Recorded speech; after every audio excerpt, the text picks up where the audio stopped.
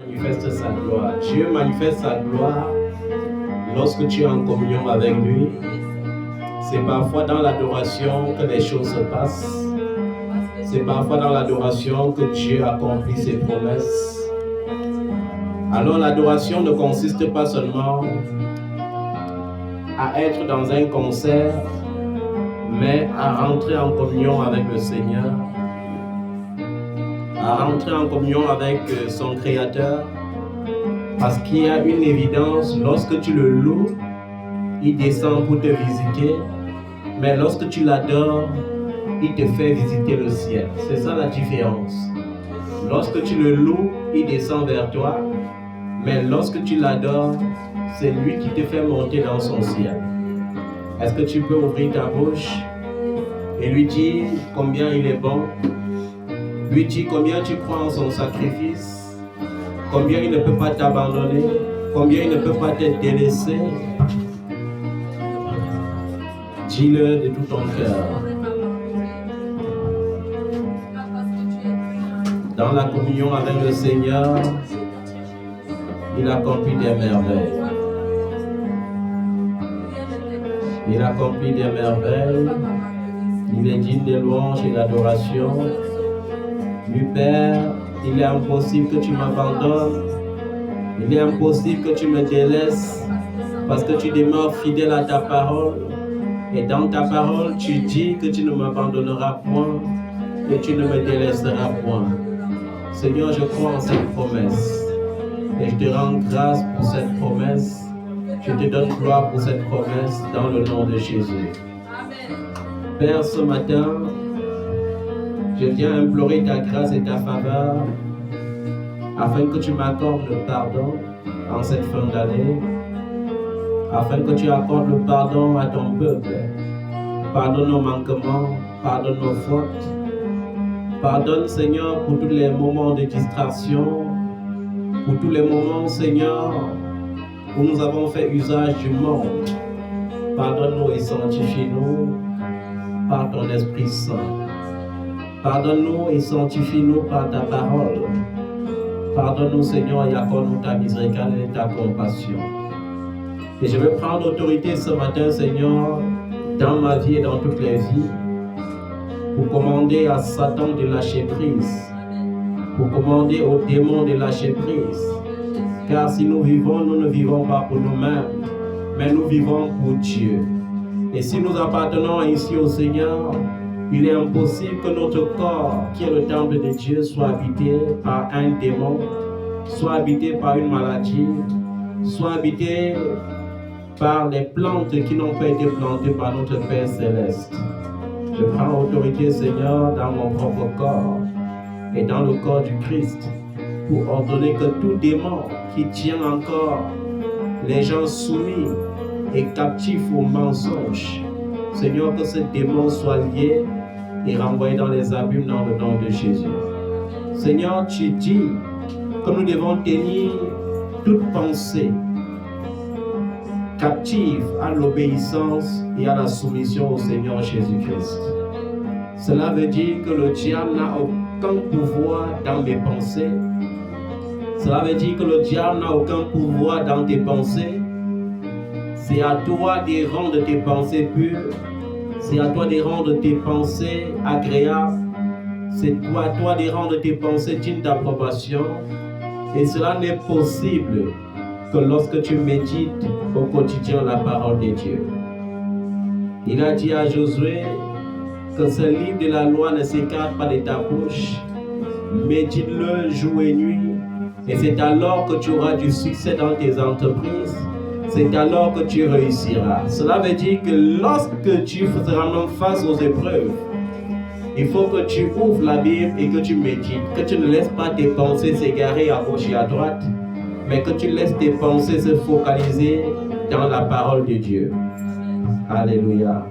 Tu laisses tes pensées se focaliser dans la parole de Dieu. Amen. Que Dieu te bénisse ce matin.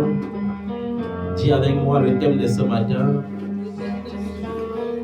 Seigneur, je veux rectifier le tir. Alléluia. Parce que lorsque tu rectifies le tir, Dieu peut encore te bénir. Il y a des gens qui sont déjà découragés. Ils disent, nous sommes en novembre, qu'est-ce que Dieu peut encore faire pour moi? Je vais attendre la nouvelle année et je vais accepter les prophéties qu'on doit prophétiser sur ma vie. Mais j'ai envie de te dire que la plus grande prophétie que tu reçois dans ta vie est celle que tu proclames toi-même. Alléluia. Dieu ne traite pas les incrédules. Si en 2025 je dois voyager, je dois croire déjà que Dieu peut le faire pour moi. Si en 2025 je dois me marier, je dois croire que Dieu peut le faire pour moi. Peu importe mes désirs en 2025, je dois d'abord croire que Dieu peut le faire pour moi. Si je ne crois pas, peu importe les amen que je peux donner, rien ne s'accomplira. Vous savez, la bêtise des enfants de Dieu, c'est que chaque fin d'année, ils attendent un homme de Dieu qui va venir dire, reçois ta maison, reçois ta voiture, reçois, je veux les amènes comme le tonnerre et ils font du bruit. Et après, ils vivent le malheur tout au long de l'année. Ce n'est pas comme ça. Dieu est fidèle. Dis avec moi, Dieu est fidèle. Dieu est comment? Fidèle. Tu peux t'asseoir. Alléluia. Je veux que tu comprennes une chose. Pourquoi nous, les hommes de Dieu, nous sommes les défenseurs de la parole de Dieu? Parce que nous savons que la parole de Dieu s'accomplit toujours. Il est impossible que la parole de Dieu échoue. Tu ne peux pas servir Dieu et finir dans la confusion. Tu ne peux pas servir Dieu et finir dans la honte. Tu ne peux pas servir Dieu et finir dans la médiocrité. C'est impossible. Est-ce que tu comprends ça? C'est impossible que tu serves Dieu et que tu finisses dans la honte. Alléluia. Très impossible. Je vais vous dire une chose. Pour être heureux dans ce monde, il faut imiter une seule personne. Jésus ou le modèle de Jésus. Il faut imiter quoi? Jésus ou le modèle de Jésus. Si tu imites Jésus, tu seras heureux. Mais si tu imites ton entourage, à partir du moment où tu vas commencer à imiter, tu vas devenir la photocopie de toi-même. Dieu t'a créé original. Ça veut dire que quoi? Si ma chevelure naturelle demeure naturelle, alors je demeure aussi original. Mais si je vois que ma voisine aime trop les mèches et que je commence à me tresser à les mèches, pas parce que cela était dans mon cœur, mais parce que j'ai vu ma voisine faire, alors je deviens la photocopie et ma voisine reste l'original. À chaque fois que tu vas vouloir imiter quelqu'un, tu vas devenir l'ombre de la personne. Tu vas te classer en seconde position. Je prends l'exemple, pas seulement sur la chevelure, dans tout ce que tu vas vouloir faire dans cette vie. Et c'est ça qui crée souvent les conflits dans les familles. Vous allez voir souvent qu'il y a souvent dans une famille deux sœurs. La grande sœur envie la petite sœur. Et parfois, elle dit, chaque fois que ma petite sœur va tomber enceinte, il faut qu'elle tombe aussi enceinte. Chaque fois que ma petite sœur va accoucher un garçon, il faut que j'accouche aussi un garçon. Vous voyez, ça crée souvent, cette imitation finit par créer une forme de sorcellerie familiale. Parce qu'à un moment donné, tu vas te rendre compte que soit la grande sœur, soit la petite sœur va même dire, le mari de tel était mieux que le mien. Vous voyez, c'est lié à la sorcellerie. Ou bien, mon beau a construit une maison plus agréable que ce que mon propre mari a construit. Ces genres de choses existent et je vais t'exhorter à rectifier le tir. Tu seras malheureux à chaque fois que tu ne te contenteras pas d'abord du peu que tu as. Ce qui rend les gens malheureux, c'est que ils voient eux-mêmes que leur cœur n'est pas qualifié à gérer une certaine somme d'argent. Mais qu'est-ce qu'ils font? Ils font tout pour convoiter la somme alors que le cœur n'est pas prêt. Par conséquent, qu'est-ce qui se passe? Les nuits, ils rêvent qu'ils sont en train de compter les liasses d'argent et en journée, ils se réveillent pauvres. Par conséquent, chaque fois, il perd sa paix lorsqu'il pense à un oncle ou à une tante qui est riche. C'est-à-dire que ton espoir n'est plus fixé sur Jésus. Ton espoir commence à se fixer sur la tante, sur l'oncle. Et alors, ta vie commence à devenir déception sur déception. Ça commence à devenir quoi? Déception sur déception. Il faut faire très attention. Lorsque tu ne te contentes pas de ce que tu as, il est impossible que tu aies l'accroissement. Il est impossible que tu aies l'expansion. Il est impossible que tu prospères. Pourquoi? Parce que tes pensées ne sont plus focalisées sur Jésus, qui a le pouvoir de bénir les gens, mais tes pensées sont constamment fixées sur les envies de ce siècle, constamment fixées sur des rêves éphémères. Lorsque tu rêves du ciel, c'est un avantage. Ça prouve que tu seras béni. Mais lorsque tu commences à rêver seulement des choses temporelles, c'est un signe de pauvreté. Est-ce que tu comprends ça? Joue ça en son sonore. C'est nuisant. Alléluia. Est-ce que tu comprends ça? Je dis, tu dois apprendre à te contenter d'abord de ce que tu as. Si Dieu a prévu pour toi en 2024 que tu dois être en location, ne cherche pas déjà à construire. Ça crée souvent le désordre, même dans la prière. Alors que Dieu veut que nous soyons disciplinés en toutes choses, même dans la prière. Il y a les enfants de Dieu qui n'ont pas encore fini de demander le terrain. Ils demandent déjà à Dieu comment ils vont construire l'immeuble. Concentre-toi dans un sujet de prière et prie au moins 7 fois pour ce même sujet de prière. On n'a pas dit que prier veut dire seulement aller commander Dieu comme nous les pentecôtistes on sait bien le faire.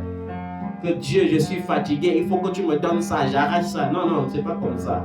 Tu ne peux rien arracher des mains de Dieu, il est souverain. Quand on dit seules les violences en emparent, ce n'est pas qu'il faut aller boxer, faire les trucs les plus pour recevoir quelque chose de Dieu. Non, ce n'est pas ce que ça signifie. Seules les violences en emparent signifie si tu bouscules, tu auras le salut. Si tu as le salut, les autres choses vont t'accompagner par-dessus tout. Est-ce que tu comprends ça? Je dis, Dieu dit, qu'en toutes choses, tu dois me faire connaître tes besoins. Par des prières, par des supplications, avec des actions de grâce. Et les pentecôtistes interprètent cela mal. Quand ils entendent parler d'actions de grâce, leurs prophètes, super prophètes, les font comprendre que quoi? Que ça veut dire qu'il faut que tu apportes une offrande forte à Dieu. Ce n'est pas ça, on ne peut pas corrompre Dieu. Chaque fois que tu apportes ton offrande et que c'est Dieu qui t'a dicté cela dans le cœur, cela te bénit. Mais chaque fois que c'est l'homme de Dieu qui te dit tous les jours, Dieu a dit que tu donnes, Dieu a dit que... tu risques de finir pauvre. Mais quand le Saint-Esprit te met en cœur, je veux que tu fasses ceci pour l'homme de Dieu ou dans la maison de Dieu. Lorsque tu obéis, tu as provoqué réellement la bénédiction.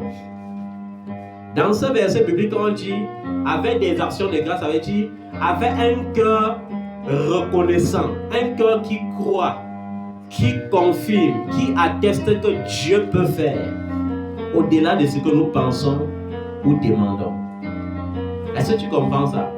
Jésus dit une chose. Il dit, lorsque tu demandes quelque chose, crois que tu as déjà reçu. Ça veut dire que lorsque je dis à Dieu, je ne veux plus être en location. J'imagine déjà ma maison et je crois même déjà que je suis dans ma maison. Parce que Dieu peut le faire pour moi. Et alors, avec cette attitude d'action de grâce, d'adoration à Dieu, Dieu me qualifie à être dans ma maison. Est-ce que tu comprends ça? dans tout ce dont tu as besoin, crois que tu as d'abord. C'est un examen. Crois que tu peux déjà célébrer ton examen.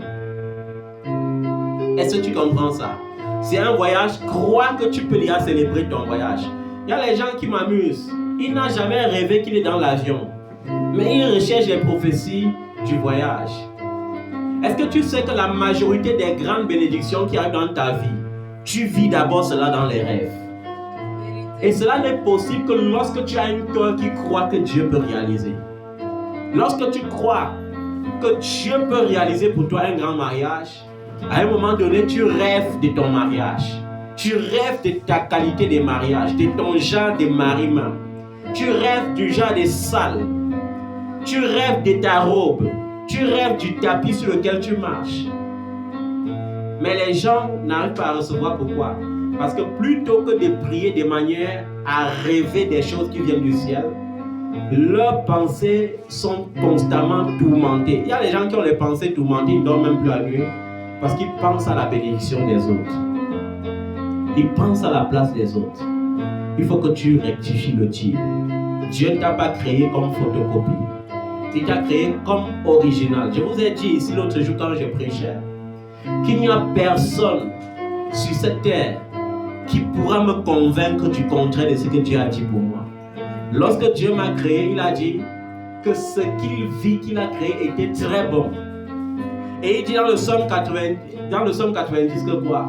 Il a fait de moi une créature aussi merveilleuse. Une créature merveilleuse est une créature parfaite. Alors tu ne me verras jamais me mirer en disant pourquoi mon oreille est plutôt comme ça. Parce que ceux qui partent faire la chirurgie plastique sont ceux qui contestent avec Dieu. Qui disent à Dieu pourquoi tu avais fait ça petit alors qu'il voulait ça gros. Pourquoi mon nez était comme ça alors qu'il voulait que ce soit large. Et ils partent se créer des cancers dans le corps pour rien. À partir d'aujourd'hui, ne sois plus complexé. Le secret de la bénédiction, c'est le contentement d'abord. C'est d'abord quoi? Le contentement. Parce que lorsque je vis le contentement, non seulement il y aura l'équilibre, mais l'esprit d'envie ne viendra pas. Lorsque tu ne te contentes pas, l'envie doit venir commencer à te séduire. Et lorsque tu es possédé par l'esprit d'envie, le péché t'aura ta porte. Et lorsque le péché t'aura ta porte, tu vas couler. Et dans cette vie, la première des choses à éviter, c'est d'éviter d'être matérialiste. Lorsque tu es matérialiste, tu deviens la contrefaçon. Tu ne peux plus être vrai. Tu es obligé d'être hypocrite. Tu es obligé même de briser tes principes. C'est vrai que tu disais que je vais rester comme ça jusqu'au jour où Dieu va m'envoyer un mari. Mais un homme se présente parce qu'il a les moyens, parce qu'il a l'argent, parce qu'il a les voitures.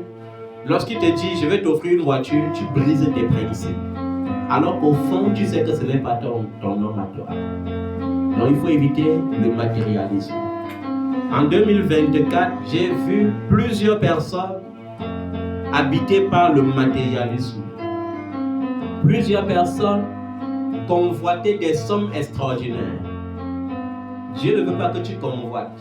Il veut que tu aies cela comme un besoin. On n'a pas dit de présenter sa convoitise à Dieu. On a dit de présenter ses besoins à Dieu. Est-ce que tu comprends ça? Lorsque tu as fini de régler tous ces paramètres dans ta vie, tu verras le Psaume 37, verset 25 s'accomplir dans ta vie. Tu verras Hébreux chapitre 13 s'accomplir dans ta vie. On a vu Job. Job était dans une épreuve terrible. Il était dans une épreuve où la majorité des hommes préfèrent abandonner. Mais Job a dit, je sais que mon Rédempteur est vivant. Si tu sais que ton Rédempteur est vivant, alors qu'importe la situation, il faut que tu saches qu'il se lèvera le dernier et qu'il te glorifiera. Alléluia. Dans Romains chapitre 12 au verset 2, la Bible nous dit, ne vous conformez pas au siècle présent, mais soyez transformés par le renouvellement de l'intelligence pour discerner, afin que vous discerniez quelle est la volonté de Dieu, ce qui est agréable et ce qui est parfait. Le discernement de la volonté de Dieu. Je veux ceci, mais est-ce que Dieu veut cela pour moi? Je veux cela, mais est-ce que Dieu veut cela pour moi? 2024, je veux déjà partir du Cameroun. Est-ce que c'est vraiment le calendrier de Dieu pour ma vie? 2024, je veux déjà construire ma maison coûte que coûte. Est-ce que c'est le calendrier de Dieu pour toi? Tout ce que tu vas faire en dehors du calendrier de Dieu doit t'apporter quelque chose de chagrinable. Parce qu'on applaudit toutes les bénédictions, mais toutes les bénédictions n'apportent pas la paix. Je vous ai dit récemment qu'il y a deux types de bénédictions. La bénédiction que nous recherchons par notre désir ardent, la bénédiction que nous recherchons par notre propre force, par notre propre intelligence, mais il y a la bénédiction de Dieu. La bénédiction que tu recherches par toi-même peut t'apporter beaucoup de chagrin. Par exemple, Dieu veut que tu te maries et que tu enfantes. Mais la pression de l'âge vient te convaincre d'un autre évangile. Et la pression de l'âge te dit que le plus important n'est plus de se marier, mais d'avoir au moins un enfant. Et maintenant, dans la pression, tu fais le tour des églises. Et il y a un prophète qui traite dans les esprits des autres, te dit, viens donner telle somme et reçois ton enfant. Et tu viens, tu lui donnes cette somme, et une semaine après, tu tombes enceinte et tu viens témoigner que tu es enceinte. Mais tu ne connais pas le genre d'enfant que tu as dans le ventre. Plus tard, tu accouches un enfant qui te pose tous les problèmes du monde. Dieu prévoit par exemple que tu vas enfanter par voie basse, mais à cause de la pression, ce jour-là, tu accouches par césarienne. Tu finis la césarienne, tu as un enfant qui tombe malade chaque fois que tu as l'argent. Dès que l'argent finit, il guérit. Vous savez qu'il y a ce genre d'enfants qui existent. Et parfois, ce sont des fruits de la prophétie. Alors que le jour que tu as accouché, on a dit, enfin, il a accouché. Mais le plus important n'est pas d'accoucher, mais d'accoucher selon le calendrier de Dieu. Et je parle de cela dans tout ce que tu auras accompli dans cette vie. Tout ce que tu as accompli dans le calendrier de Dieu te profitera. Si tu voyages au temps marqué par Dieu, tu arriveras dans ton pays de destination, le lait et le miel couleront. Mais si tu voyages parce que tu as forcé, tu vas arriver, il y aura les jours où tu vas dire que si le Cameroun était à côté comme Yaoundé et Douala, et tu vas comprendre que c'est parfois facile lorsque l'avion décolle pour parcourir plus de 6000 km et aller te déposer quelque part. Mais ce n'est pas comme le bus qui quitte Douala pour Yaoundé. C'est pourquoi vous voyez souvent certaines personnes voyagent. Ils arrivent là-bas et ils souffrent. Et dans la souffrance, il y a une attitude. La Bible dit, soyez patients dans les épreuves. Soyez patients dans quoi? Dans les épreuves. Il y a des gens que leur souffrance a continué en 2024. Pourquoi? J'ai dit même parmi mes enfants. Parce qu'ils n'ont pas su attendre. Ils ont eu l'esprit de Saül. Quand Saül a vu les ennemis d'Israël entourer Israël pour mener la guerre à Israël, il a envoyé les gens pour aller consulter le prophète Samuel. Qu'est-ce que le prophète Samuel lui a dit? Attends-moi, je viendrai dans 7 jours. La Bible dit que Saül a attendu le premier jour. Il a attendu le deuxième jour. À partir du troisième jour, le peuple a commencé à lui faire pression. Est-ce que tu vois toi-même comment nos ennemis avancent? Ils sont redoutables. Ils ont des armes puissantes. Il a commencé à trembler. Le quatrième jour, c'est lui-même qui commence à dire que hey, est-ce qu'il n'y a plus un autre prophète ici en dehors du prophète Samuel pour que je puisse consulter l'Éternel? Parce que l'affaire s'y devient grave. Il ne fait que dire que j'attends 7 jours comme ça, alors que les gens avancent. Le 6e jour, dans la soirée, il a craqué et il a résolu dans sa tête que dès l'aube du 7e jour, je vais bâtir l'autel, je vais sacrifier beaucoup de bœufs à l'Éternel et il me délivrera. Il ne savait pas qu'il sacrifiait comme ça pour détruire sa royauté. Et c'est ça, un père qui est fidèle, qui prie pour toi dans le secret, prie. Ta coupe est prête, une coupe de bénédiction. Dieu décide que je vais déverser ça sur ta tête le 22 décembre. Mais en octobre, tu as la pression. Tu peux dire à un autre homme de Dieu, verse ta coupe sur ma tête. Et comme ce n'était pas la coupe de bénédiction, on prend une coupe, on verse le joug étranger sur ta tête et tu recommences tout à zéro. Alors que tout était accompli pour toi dans le secret. Ils font comme Saül. Saül a attendu et l'aube du 7e jour, il a bâti l'autel. Il a cru que ce qui plaît à Dieu, c'est le sacrifice. Comme on enseigne chez les pentecôtistes. Chez les pentecôtistes, on dit non, mène ta vie comme tu veux, pourvu que tu apportes les sacrifices. Pourvu que tu apportes un sacrifice fort à la fin d'année, tu vas recevoir ta prophétie. Même si tu es un menteur, continue de mentir, pourvu que tu apportes les sacrifices. Même si tu es un voleur, vole toujours, pourvu que tu apportes le sacrifice. Et c'est ça l'esprit de Saül. Saül croyait que le sacrifice est agréable à l'Éternel.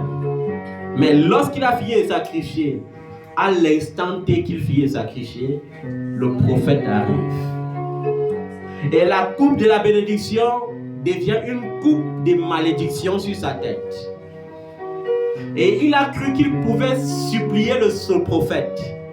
Et ça a déclenché une prophétie contraire sur sa vie. Parce que la Bible dit, lorsque le prophète Samuel arrive, il dit, Saül, qu'est-ce que tu viens de faire? Pourquoi as-tu accompli ce que nous seuls sommes qualifiés d'accomplir? Et il a envoyé sa main pendant que le prophète se tournait pour partir. Il voulait arrêter son habit pour dire, papa ne pars pas. Mais l'habit s'est déchiré. Et le prophète Samuel a dit, ainsi parle l'Éternel, je déchire sur toi ta royauté aujourd'hui. Et c'était fini pour lui dans le spirituel. Soyez patients dans les afflictions. Soyez patients dans l'épreuve. Lorsque tu ne connais pas le porteur, le mandataire de l'onction qui va te bénir, tu es obligé de souffrir.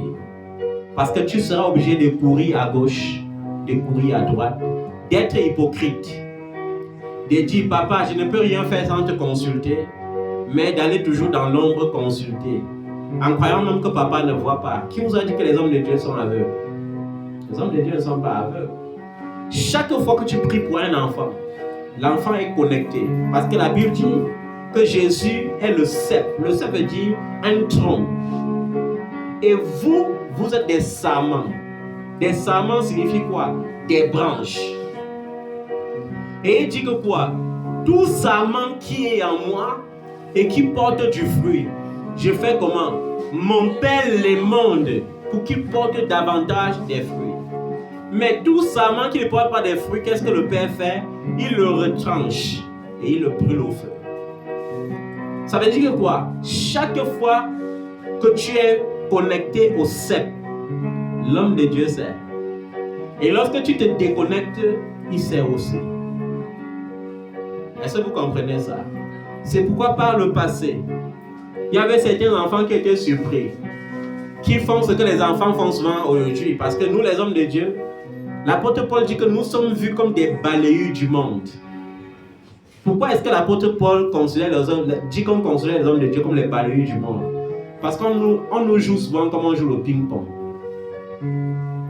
Et comment est-ce qu'on nous joue? Tu peux avoir un enfant qui vient te dire, papa, je veux que tu pries pour moi. Quand ça doit donner, je vais faire ceci ou faire cela. Vous voyez, c'est le ping-pong. C'est qu'on te conditionne.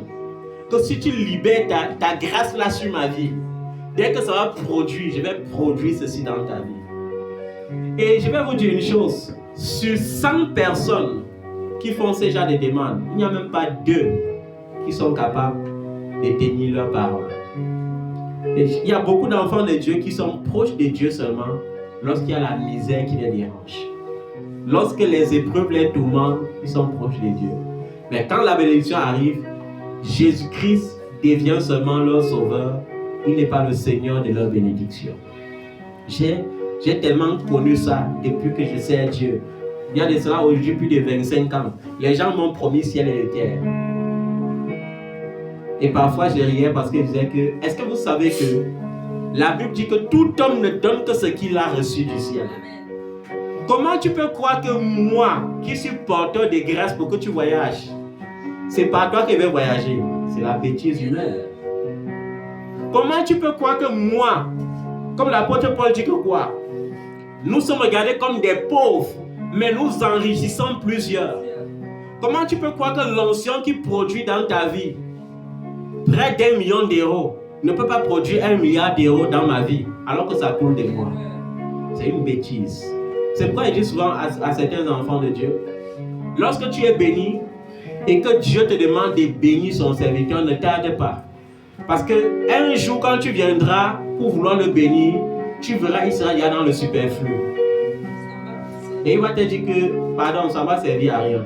Parce que comment tu vas venir me donner une voiture? Tu vas venir me donner une Toyota quand Dieu m'a donné par une Mercedes. Il va faire quoi la Toyota? C'est pour aller au champ. C'est pour faire quoi? Hein? C'est pour faire quoi? Ou bien tu viens pour payer mon billet d'avion classe affaires, classe économique, quand Dieu a payé, il y a un billet classe affaires. Je vais faire quoi avec? Il ne faut plus commettre ce genre de bêtises, ça ne sert à rien. Papa, prie pour moi. Tu sais, quand mon entreprise doit fleurir, je dois te payer le billet d'avion avec 2 semaines de séjour. Tu viens te reposer ici. Et il y avait certains enfants de Dieu qui aimaient faire ça, mais je les surprenais souvent. Quand ça s'accomplit, ils cachent. Je prends le téléphone, je dis, hé ma fille, depuis qu'on a fait le virement là, l'autre jour là, je te donne le jour. Comment tu fais encore pour ne même pas informer le père? Non, il y a eu quoi? Et la confusion s'installe. Quand on prie pour toi et que ça s'accomplit, on connaît.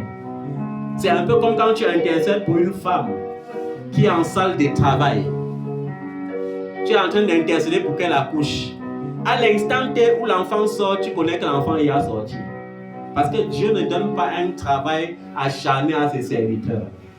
Parce que si Dieu ne te donne pas la révélation que c'est accompli, tu seras en train de continuer de prier pour quelque chose qui est accompli. Il y a une de mes filles qui aujourd'hui est en Suisse. Je priais pour elle lorsqu'elle était malade.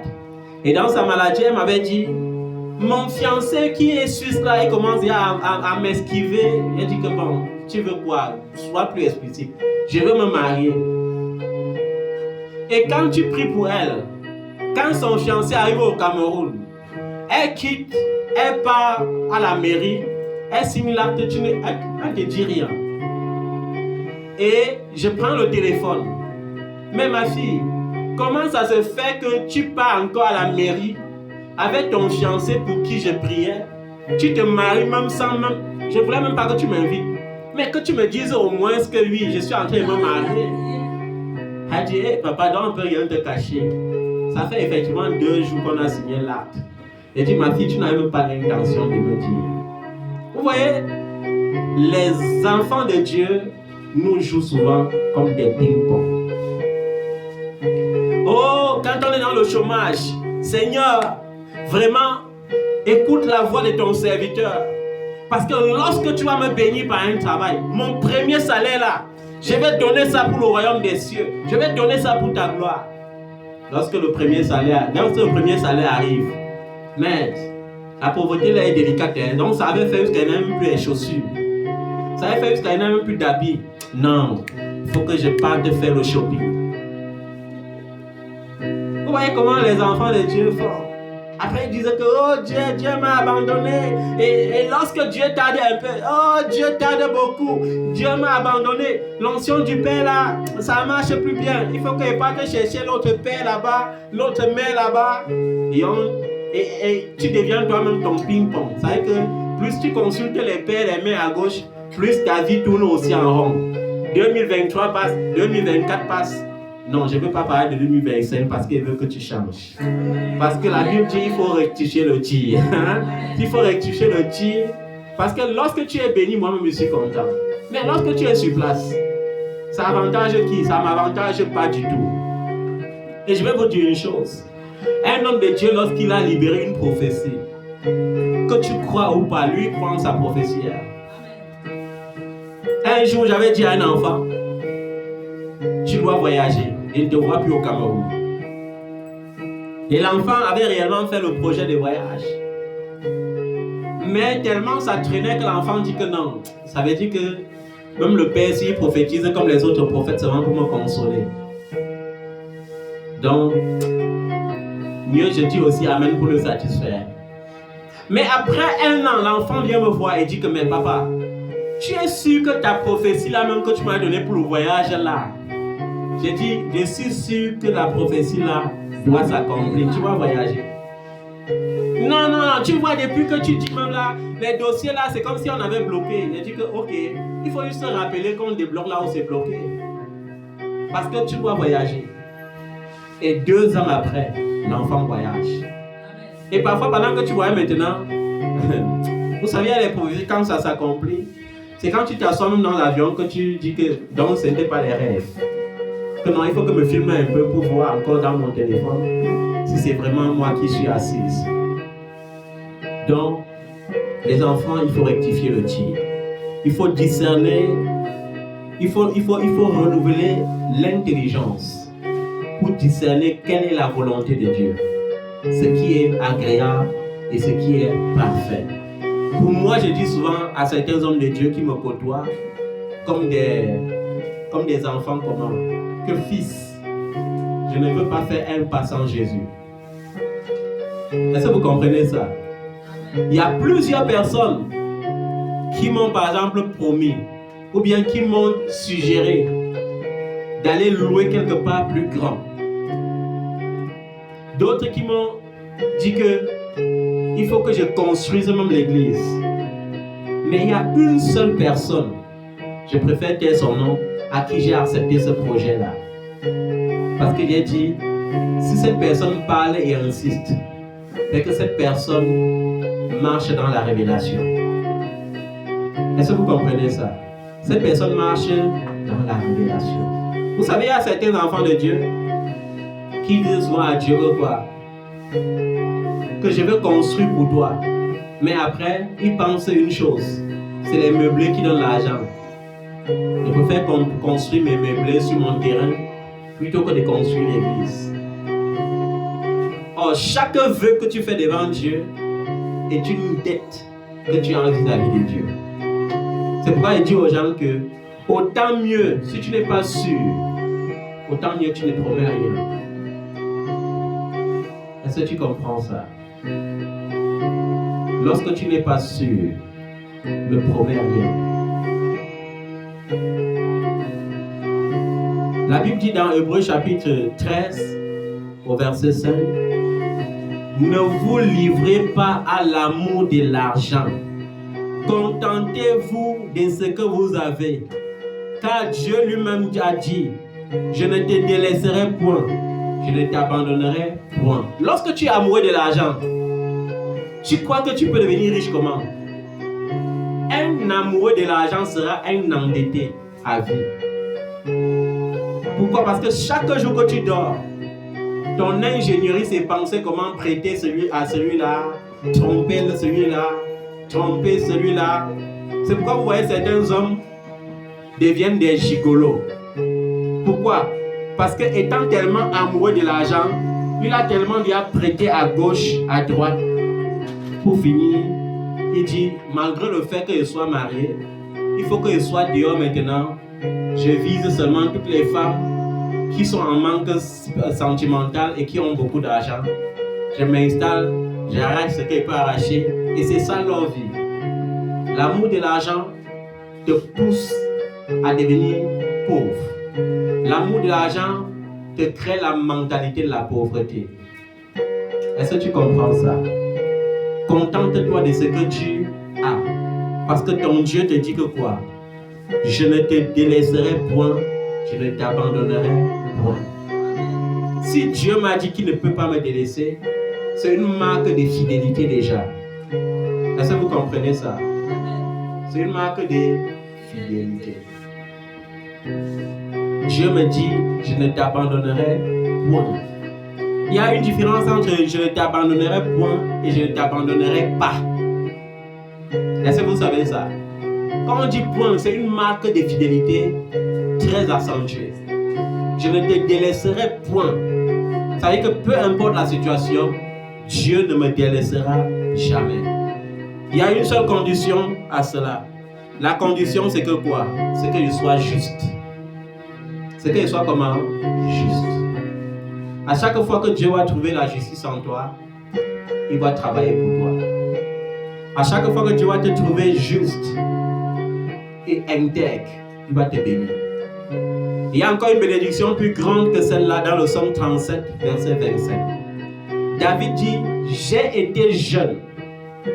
Ça veut dire qu'il est en train de relater sa propre vie. Il dit, quand j'étais en brousse pour garder les moutons de mon père, même lorsque je n'avais que 12 ans, aujourd'hui, j'ai plus de 70 ans. Je suis en train de vieillir. Mais je n'ai point vu le juste abandonné. Je n'ai point vu le juste comment? Abandonné. Ni sa postérité mendiant son pain. Est-ce que tu comprends cette marque de fidélité? J'ai été jeune. J'ai été comment? Jeune. J'ai vieilli. Je n'ai point vu le juste abandonné. Dieu ne peut pas abandonner un juste. Vous savez que la justice ne veut pas dire un juste n'est pas celui qui vit sans péché. Enfant sonore. Un juste n'est pas celui qui vit sans péché. Un juste, c'est celui qui fait comment? C'est celui qui craint Dieu. Quand on dit que David était juste, est-ce que David a vécu toute sa vie sans péché? Non. Quand on dit que Moïse a été juste, est-ce que Moïse a passé toute sa vie sans péché? Non. Le seul homme qui n'a pas commis de péché et qui est né sans péché, c'est Jésus. Pour nous sauver, Dieu pouvait descendre du ciel comme il était descendu visiter Abraham. Mais pourquoi Dieu descend dans le ventre d'une femme? Parce qu'il fallait qu'il naisse dans un corps comme pour nous.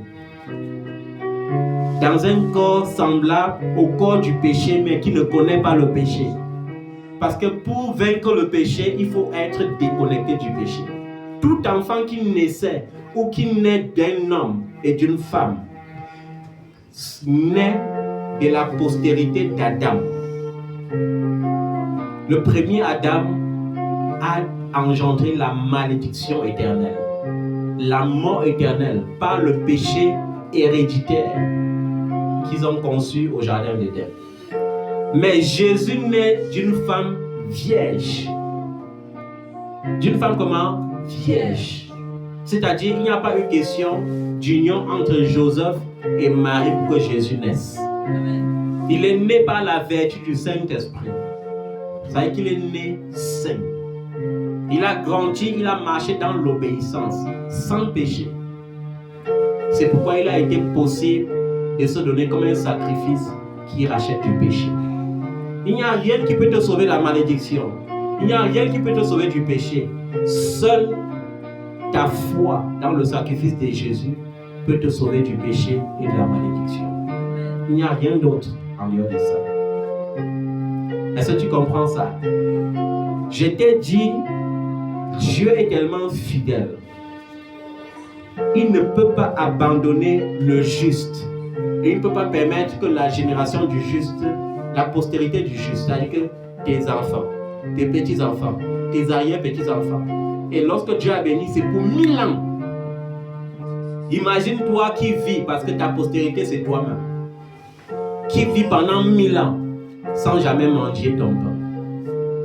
Imagine-toi comme ça. Parce que la mendicité ici, c'est quoi? C'est le manquement. La mendicité ici, c'est que tu ne peux pas te faire plaisir. Tellement que le téléphone est sorti, je vois ça seulement dans les mains des autres. Pourtant, ils sont des hommes comme toi. Quand Dieu parle du miracle d'Élie dans la Bible, dans le Jacques, on décrit Élie comme étant un homme de la même nature que toi et moi. C'est-à-dire qu'un homme qui a les os, un homme qui a la chair, un homme qui a le sang. Mais on dit que Élie a demandé au ciel de ne pas produire la pluie sur la terre pendant 3 ans et demi. Et le ciel a obéi. Amen. Alors, cela veut dire que la bénédiction est possible et disponible pour tous les enfants de Dieu. Ce n'est pas pour certains seulement. Mais il faut rester intègre. Il y a 2 types d'enfants de Dieu. Les enfants de Dieu qui ne sont pas intègres. Qui partent à gauche, ils partent à droite, ils vivent à gauche, ils vivent à droite, ils vivent à gauche, ils vivent à droite, ils vivent à gauche, ils vivent à droite, ils ne savent même pas ce qu'ils veulent. Mais j'ai vu les enfants de Dieu bénis. Parce qu'à un moment donné, ils s'assoient et disent, Seigneur, je mets de l'ordre dans ma vie. Je mets quoi? De l'ordre dans ma vie. Il n'y a plus d'à peu près. Toutes les sœurs que j'ai suivies dans la foi et qui vivaient dans le désordre et qui à un moment donné ont dit, Seigneur, ces affaires de concubinage là, je ne suis plus dedans. Aujourd'hui, elles sont fiancées et elles vont célébrer des grands mariages. Et c'est ça, Dieu bénit la fidélité. Mets de l'ordre dans ta vie, rectifie le tir. Et comme résumé de cette exhortation, je t'ai dit, Dieu t'a créé original. Alors ne deviens pas la contrefaçon. Ne deviens pas quoi? La contrefaçon. Et je dis, ça commence par le cadre familial. Lorsque tu vas constater déjà que ton cœur commence toujours à vouloir ce que ton frère a, ou ce que ta soeur a, ou ce que ta cousine a, il faut savoir que ton cœur est déjà en train de vouloir te transformer en nombre. Parce que lorsque tu imites quelqu'un, tu ne peux pas faire exactement comme la personne. Est-ce que tu sais ça? Nous imitons Jésus et nous parvenons à accomplir les œuvres que Jésus a accomplies parce que Jésus nous a donné le Saint-Esprit. Mais si tu pars pour imiter quelqu'un, tu vas devenir son ombre. Tu peux faire exactement comme la personne. Utilise le talent que Dieu t'a donné. Utilise le talent que Dieu t'a donné. Il y a une évidence.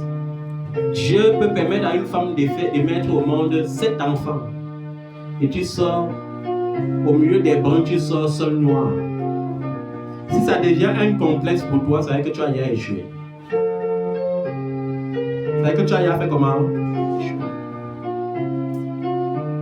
Pour ceux qui ont déjà vu mes petites soeurs, j'ai la taille desquelles de mes petites soeurs. Moi, je regarde souvent ma petite soeur comme ça. Même mon petit frère, je le regarde souvent comme ça. Parce que Dieu crée la différence. Je ne pouvais pas être robuste comme eux. Je ne pouvais pas être brun comme eux. Pourquoi? Parce que Dieu prend les choses viles du monde. Il fallait qu'elles soient comme une chose vile pour confondre les grandes. Dieu prend les choses sans intelligence pour confondre les sages. Dieu prend les faibles pour confondre les forts. C'est comme ça que Dieu crée. Quand Dieu t'a créé, il t'a créé comment? Original. À partir d'aujourd'hui, cesse d'être la contrefaçon. Oh, ma grande sœur a construit sa maison, et puis quoi? Oh, mon petit frère a acheté ceci ou cela, et puis quoi? Contente-toi de ce que tu as. Lorsque tu te contentes de ça, en présentant tes besoins à Dieu, il t'écoute mieux. Amen. Mais lorsque tu dors étant tourmenté, hanté par les bénédictions des autres, tu vas continuer seulement de les acclamer. Quand on disait à quelqu'un l'autre jour, depuis qu'il était tout petit, on calomniait déjà mon oncle qui était riche. Mais j'ai grandi et vu que plus on le calomnie, plus il devient encore plus riche. Et c'est une loi naturelle. Parce que chaque fois que tu convoites le riche, tu coupes même une partie de ta bénédiction, tu augmentes encore chez lui. Et c'est une évidence spirituelle. La Bible dit, à celui qui a, on donnera pour qu'il ait davantage. À celui qui n'a pas, on notera même le peu qu'il a. Est-ce que tu comprends ça? J'ai grandi, j'ai vieilli. Je n'ai point vu le juste chanceler, ni sa postérité mendiant son pain. Crois en cette fidélité et accroche-toi à Jésus. Cesse de tourner les regards à gauche et à droite. Cesse de rechercher les solutions partout. Dieu est avec toi. À toute heure que tu l'invoques, il est avec toi. On n'a pas dit que ce n'est que lorsque ton Père spirituel est là que Dieu est là, non. On n'a pas dit que c'est quand tu jeûnes qu'il est là, non. Il a dit, invoque-moi au jour de la détresse et je te répondrai. Invoque-moi. Il n'a pas dit que c'est le jour que tu pars à l'église que je suis présent. Il est omniprésent. À chaque fois que tu as besoin de lui, il est là. Il est omnipotent. À chaque fois que tu veux qu'il agisse, il doit agir. Il demande seulement une seule chose, la foi. C'est la foi qui qualifie. C'est la foi qui fait comment? Tous ceux qui prient Dieu sans avoir la foi se maudissent. Quand tu demandes quelque chose à Dieu sans croire que Dieu peut faire, c'est la malédiction. Vous croyez que qu'est-ce qui a empêché à Israël d'entrer à Canaan? C'est parce qu'Israël n'avait pas la foi. C'est parce qu'Israël ne croyait pas en Dieu. C'est parce qu'Israël était incrédule. Israël était comment? Incrédule. C'est-à-dire que le jour que Dieu fait, on croit qu'il est Dieu. Le jour que Dieu tarde, il n'est plus Dieu. On pense au Dieu des Égyptiens. On pense au Dieu étranger. Il faut que cet esprit-là te quitte aujourd'hui. Est-ce que tu comprends ça? Dieu t'a destiné à entrer à Canaan, pays où coule le lait et le miel. Amen. Mais la seule condition, c'est que lorsque tu vas voir les géants aujourd'hui, c'est quoi? Ce sont les problèmes que tu vas rencontrer sur ton chemin. Les géants aujourd'hui symbolisent les difficultés. Mais il veut que face à ces difficultés, que tu crois que le Dieu qui a vaincu les difficultés me conduira à l'autre bord. C'est tout ce que Dieu attend de toi. Il n'attend pas deux choses. Qu'est-ce qui a qualifié Josué et Caleb? Ils sont allés espionner le pays avant. Et ils ont vu les Amalécites. Les Amalécites étaient là, ils étaient géants. Le plus court avait 2 mètres de taille. Il y avait les géants de 2 mètres et demi, presque 3 mètres. Costauds comme ça. Quand ils dosaient le pied au sol, ça tremblait. Mais quand ils sont rentrés, les gens ont donné leur rapport à Moïse. Ils ont dit, tu dis qu'on va entrer dans quel pays? Le pays là, les habitants là vont nous écraser comme ça là. Mais Josué et Caleb ont dit, comment vous pouvez avoir peur des géants alors que nous on a l'Éternel des armées? Et ça les a qualifiés. C'est pourquoi Dieu a dit à Moïse, ramène-les dans le désert alors qu'ils étaient approchés du Jourdain. Ils n'entreront pas dans mon repos jusqu'à ce qu'ils meurent tous. Vous voyez la conséquence de l'incrédulité. Et la conséquence de l'incrédulité est la même conséquence que l'esprit d'Israël. Dieu ne peut pas passer toute une année sans vouloir que tu témoignes aussi. Mais il veut voir ta fidélité. Est-ce que tu es connecté? Je vais vous prendre l'exemple d'une connexion. Un enfant récemment, une de mes filles qui était enceinte, était proche d'enfanter. Elle part à l'hôpital, celle qui l'a su lui dit que ta tension, ce qui est à 17 là, montre que tu ne peux accoucher que par césarienne. À moins que tu ne viennes voir mon père spirituel. Et je te conditionne. Si tu ne viens pas le voir, je ne peux plus m'occuper de toi. Et si ce n'est pas moi qui m'occupe de toi, ça va très mal se passer. Imaginez-vous, vous êtes sur le lit, vous êtes souffrant.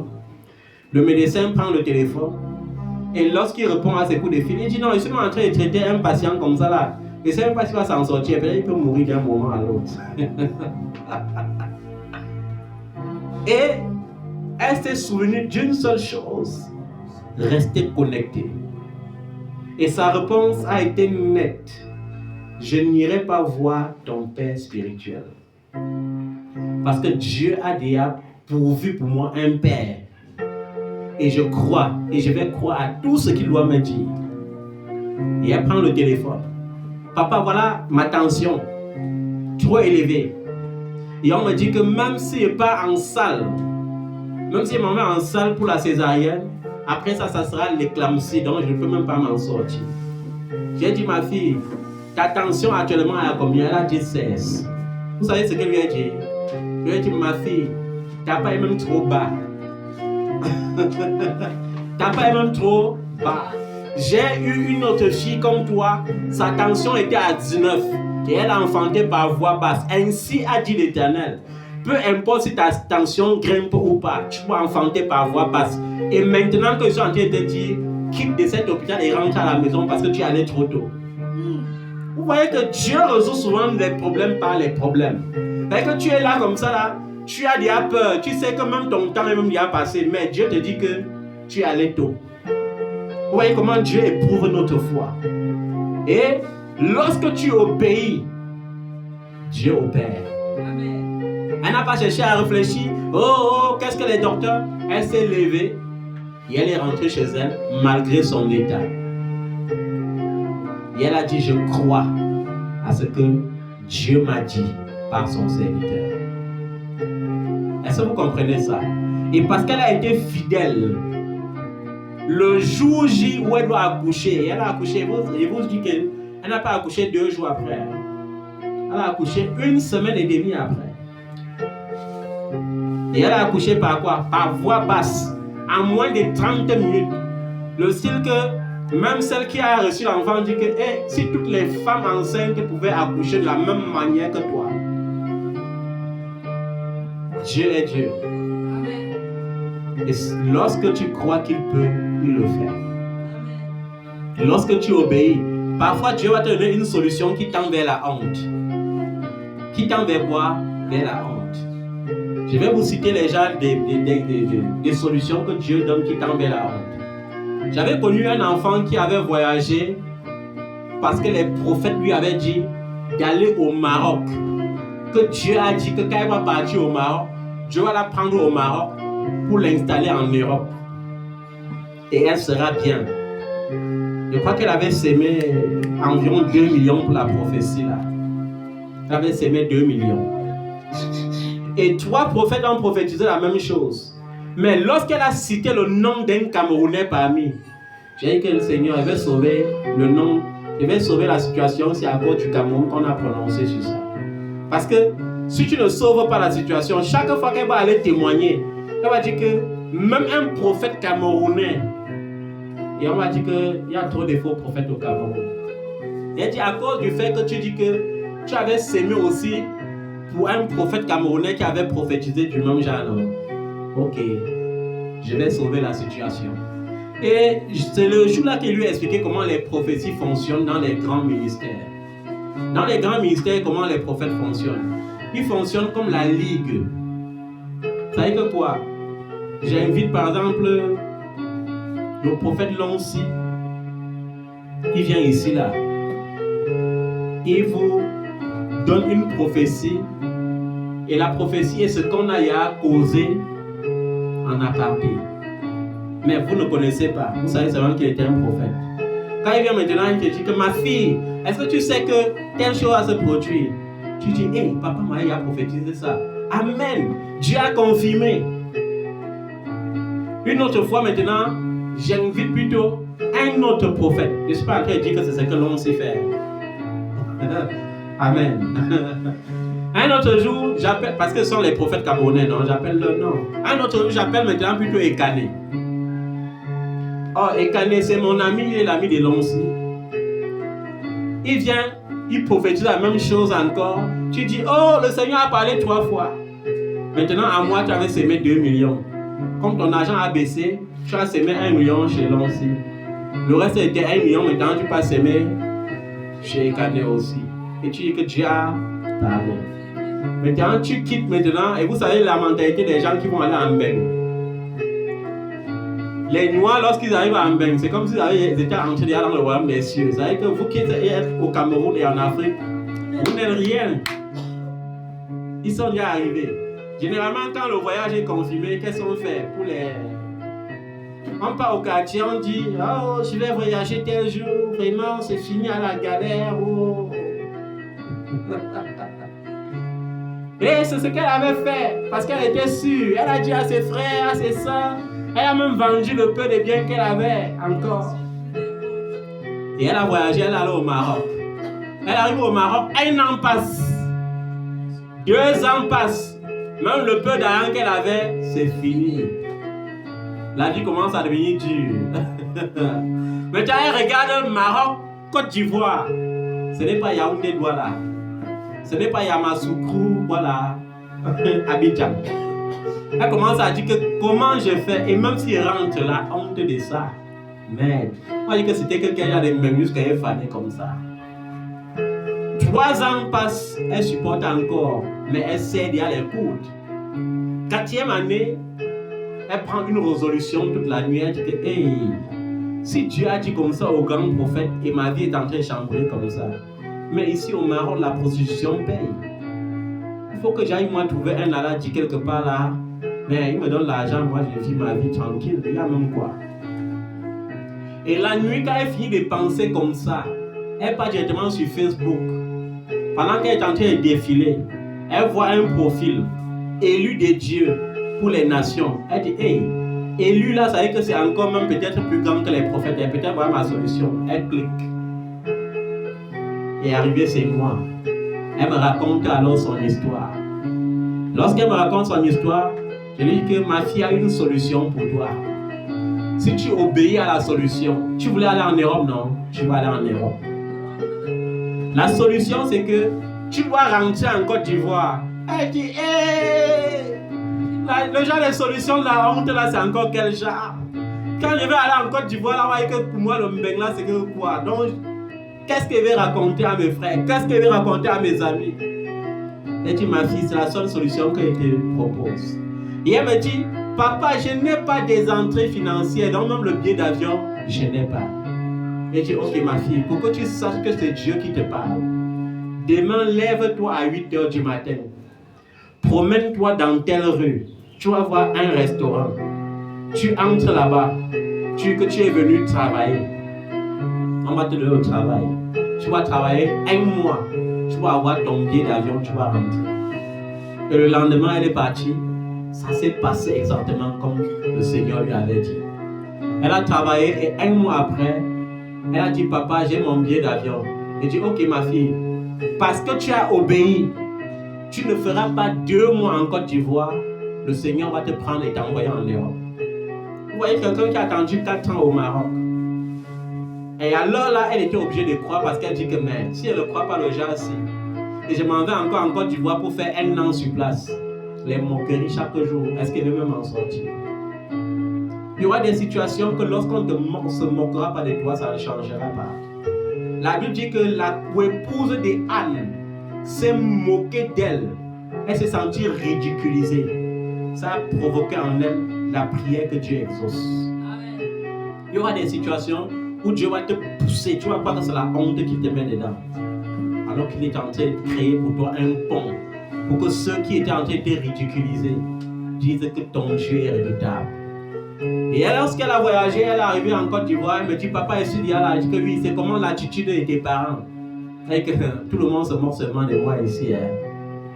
Tout le monde se moque de moi. Il n'y a que ma grande soeur qui a même pitié de moi. Le père de mes enfants, alors, c'est même grave seulement. Le gars dit que j'avais dit non, toi et tes églises là. Je lui ai dit, ma fille, 1 mois, 2 semaines, tu auras ton visa. Et quand Dieu te donne certaines prophéties, tu ne connais même pas comment ça va se passer. Elle est restée comme ça, quelqu'un est venu lui dire, je veux les gens qui vont aller en Angleterre. Elle a donné son passeport.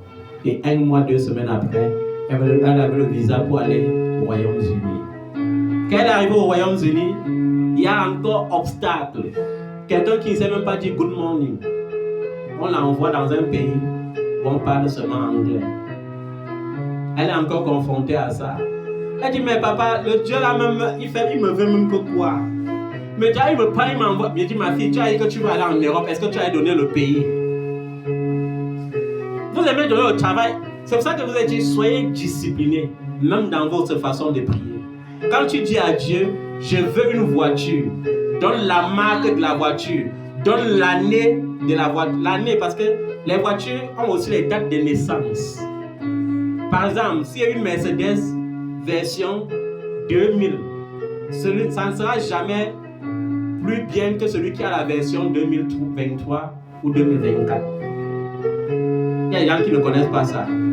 Après, tu passes devant, Seigneur, il y avait une voiture. Bon, même ce qu'on pousse, tu tchouques avant que ça démarre, c'est la voiture. Est-ce qu'il ne t'a pas donné la voiture? Seigneur, il veut une maison. Seigneur, je veux une maison. Il te donne les carabottes. Ce n'est pas une maison.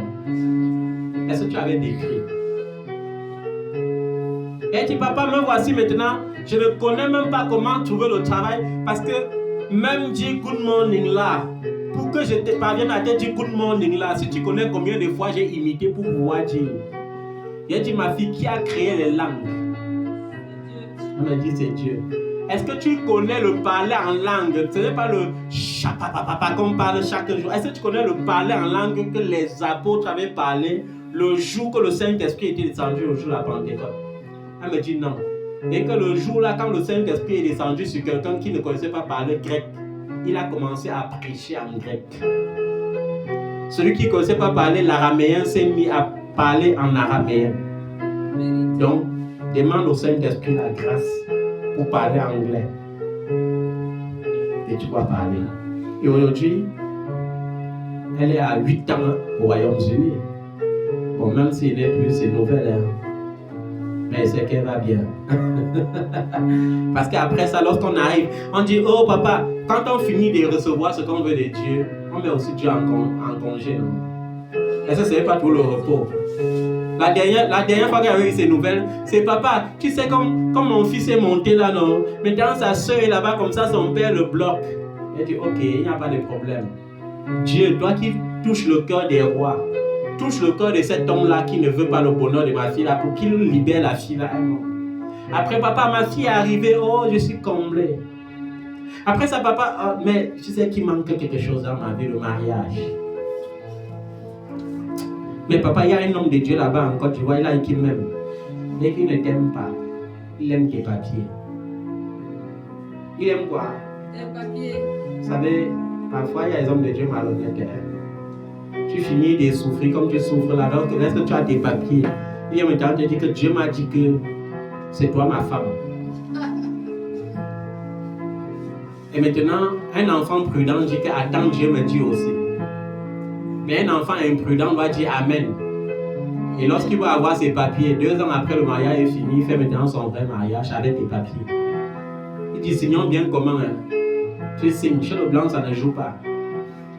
Même si tu avais travaillé 50 millions d'euros, on va couper ça en 2.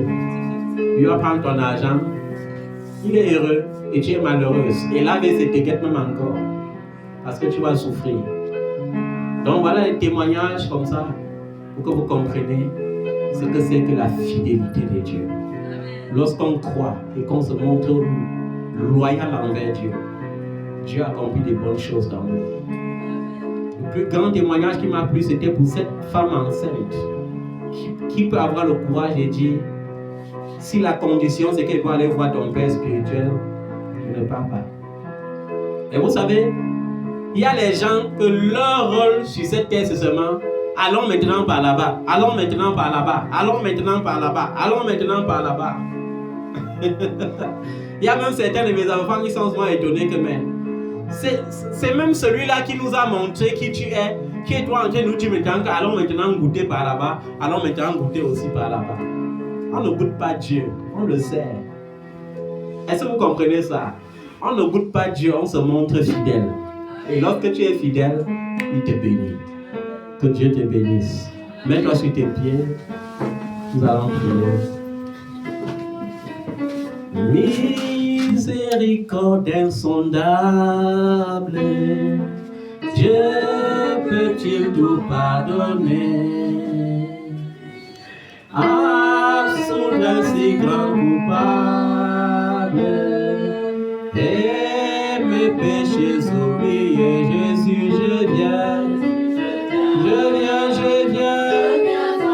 Je viens à toi, tel que je suis. Accepte-moi, Jésus, je viens à toi, tel que je suis. Prends-moi. Dis avec moi, Seigneur Jésus, je sais que je t'appartiens. Je sais que je t'appartiens. Et je crois que tu es mort à la croix pour moi. C'est pourquoi je prends autorité ce matin et je commande, Satan, il n'y a rien entre toi et moi. Que l'Éternel te reprime. Que l'Éternel te reprime. Que l'Éternel te reprime. Satan, tu n'as rien à faire dans ma vie. Hors de ma vie. Hors de ma vie. Hors de ma vie. Au nom de Jésus. Que tout esprit de Saül, tout esprit qui finit dans la confusion, tout esprit qui interrompt le cours de la prophétie, que cet esprit soit anéanti ce matin.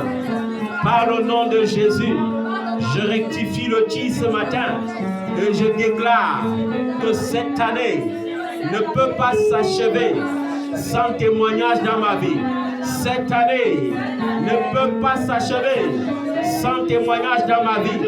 Au nom de Jésus, tout esprit de confusion est lié ce matin. Tout esprit de confusion est lié ce matin. Tout esprit d'erreur, tout esprit d'échec, vous êtes liés ce matin. Au nom de Jésus, l'Éternel m'a destiné à réussir. Et j'irai de succès en succès, de gloire en gloire. Au nom de Jésus, de gloire en gloire. Au nom de Jésus, je prophétise dans ma vie l'expansion spirituelle, l'expansion financière, l'expansion. Au nom de Jésus, je déclare que je suis en bonne santé. Mon âme est en bonne santé. Mes pensées sont en bonne santé. Mon corps est en bonne santé. Au nom de Jésus de Nazareth, Père, je prie et je déclare cette année l'expansion financière. L'expansion financière. L'expansion financière. Tu as promis que tu ne me délaisseras point. Tu as promis que tu ne m'abandonneras point. Seigneur Jésus, relâche ta grâce sur ma vie. S'il est vrai que l'or et l'argent t'appartiennent, bénis-moi par l'or, bénis-moi par de l'argent, pour ta gloire, au nom de Jésus de Nazareth. Je vais mener une vie aisée sur cette terre, une vie aisée sur cette terre, une vie équilibrée sur cette terre, par le puissant nom de Jésus-Christ de Nazareth. Que tout homme fort, tout homme géant qui se dressera devant moi soit renversé par le puissant nom de Jésus. Merci Seigneur. Au nom de Jésus, nous avons prié. Acclame le nom du roi des rois. Seigneur,